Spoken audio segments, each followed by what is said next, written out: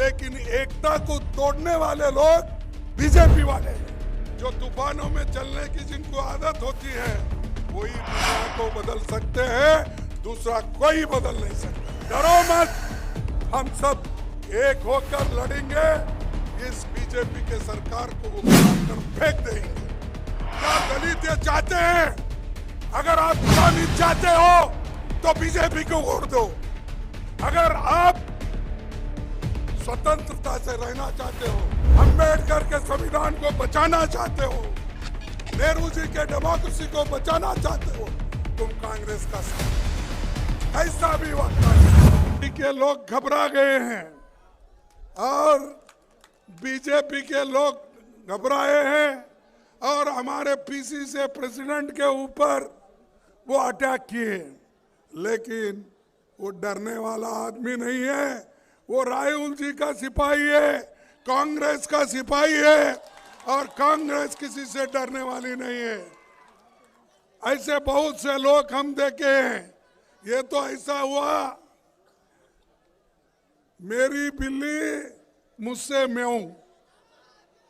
जो बिल्ली हमारे पास थी वही हमको फिर म्याऊं कर रही है। तो इसीलिए ऐसे बहुत लोगों को हम देखे हैं और हमको डराने की कोशिश अगर कोई करते हैं, हम कभी नहीं डरेंगे। ये कांग्रेस का वादा है। देश के लिए हमने खून बहाया, हमारे लोग जेल में गए, हमारे लोग फांसी पे गए। अरे हम ब्रिटिशर को नहीं डरे, क्या बीजेपी को डरेंगे? भाइयों, मैं मां कामाख्या को नमन करता हूं।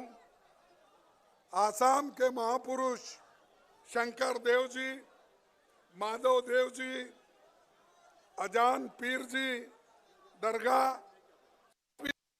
सद्भाव के प्रतीक है। जिस जगह सद्भाव का प्रतीक है उस जगह यहाँ बीजेपी के लोग हम पे अटैक कर रहे हैं और हमारे लोगों को मारना, धमकाना, कार तोड़ना, फोड़ना ये काम कर रहे हैं। अरे भाई, अगर एक पत्थर आप मारेंगे तो वही पत्थर आपको भी लग सकती है।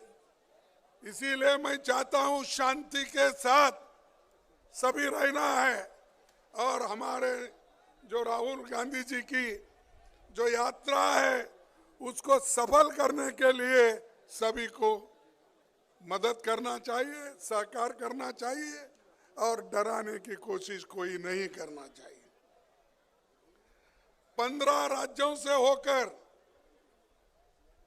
भारत जोड़ो न्याय यात्रा ये जाएगी, सबके साथ चर्चा करेगी और राहुल जी हमेशा इससे पहले जो यात्रा चली वो कन्याकुमारी से लेकर कश्मीर तक चली। उस वक्त कहीं पथरावबाजी नहीं हुआ, कोई किसी को डराने की कोशिश नहीं की। हालांकि बहुत से रास्ते में बीजेपी की गवर्नमेंट थी, बहुत से संघ संगठन थे, आरएसएस का हेडक्वार्टर नागपुर, वहां से भी हम लिखने लाखों लोग उस जुलूस में शामिल थे, लेकिन किसी ने कोई गड़बड़ नहीं की। आसाम में क्यों हो रहा है? तो ये इसलिए हो रहा है, ये मोदी जी का चेला है।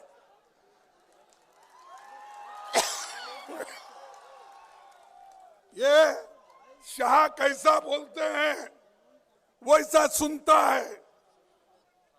तो इसलिए एक शायरी मैं आपको सुनाऊंगा, आप गौर से सुनिए। राहुल जी का ये यात्रा और तपस्या कैसा है। जो तूफानों में पलते जा रहे हैं, जो तूफानों में पलते जा रहे हैं, वही दुनिया बदलते जा रहे हैं। जो तूफानों में चलने की जिनको आदत होती है वही दुनिया को बदल सकते हैं, दूसरा कोई बदल नहीं सकता। और राहुल जी की विचारधारा, हमारी विचारधारा एक है और बीजेपी की विचारधारा और आरएसएस की अलग है। इसीलिए अगर हमारे विचारधारा को लेकर लड़ना चाहते हैं और बीजेपी और आरएसएस के आइडियोलॉजी को अगर खत्म करना चाहते हैं, देश को बचाने के लिए, संविधान को बचाने के लिए, लोकतंत्र को बचाने के लिए आप हमारे साथ आओ, तभी देश बचेगा। क्योंकि ये हमारे लिए बहुत बड़ा देश है और इसको हम आगे बढ़ाना चाहिए। इससे ज़्यादा मैं न कहते हुए चंद बातें और कहूँगा।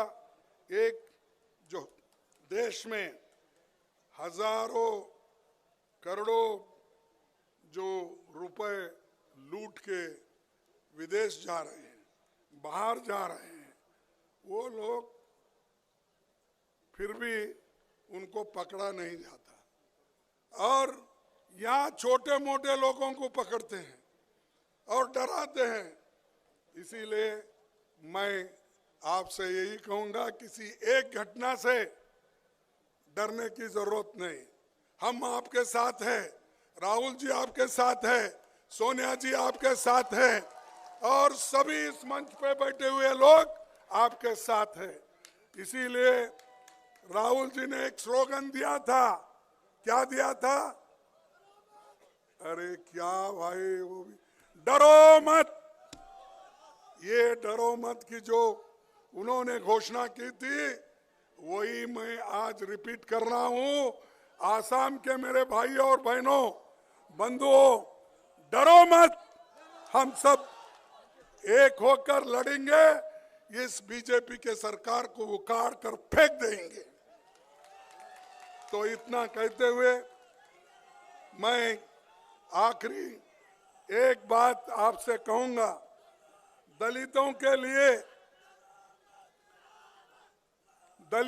लिए हेमंत जी ने क्या कहा था? हेमंत जी ने कहा था, मेरे को संस्कृत उतनी अच्छी नहीं आती, चुप थोड़ा सा पढ़ लेता हूं, लेकिन हेमंत विश्वास शर्मा एक ट्वीट किए थे। क्या ट्वीट किए थे कि भाई ये इंग्लिश में मैं पढ़ता हूं, संस्कृत का उतना अच्छा उच्चार नहीं आएगा, इसीलिए उन्होंने कहा था agriculture, dairy farming and commerce are the natural works for those with the qualities of Vaishyas. Serving through work is the natural duty for those with the qualities of Shudras. यानी दलित समाज, शूद्र समाज हमेशा हेमंत की सेवा करना, क्योंकि वो ब्राह्मण में आते हैं, और वैश्य की सेवा करना और क्षत्रिय की सेवा करना, ये दलितों का काम है। उन्होंने ही कहा, ये मेरे पास उनका कोट है कि यही था, कृषि गौरक्ष वाणिज्यम वैश्य कर्म स्वभावजम परिचर्मातक कर्म शूद्र स्थापी स्वभावजम। यानी ये उन्होंने संस्कृत में करके लोगों को बेवकूफ बनाया। अरे हम सुपीरियर है, हेमंत मैं सुपीरियर हूं बोल रहा है, और दलित का काम उनके पास काम करने का, उनके नीचे काम करने का। क्या दलित ये चाहते हैं? अगर आप गुलामी चाहते हो तो बीजेपी को वोट दो। अगर आप स्वतंत्रता से रहना चाहते हो, अंबेडकर के संविधान को बचाना चाहते हो, नेहरू जी के डेमोक्रेसी को बचाना चाहते हो, तुम कांग्रेस का साथ दो, कैसा भी वक्त आने दो। और ये दलित के खिलाफ सीएम जो है, पहला काम तुम्हारा होता है इसको गद्दी से हटाना। ये काम आप करके दिखाइए। नमस्कार, सबको धन्यवाद देता हूं।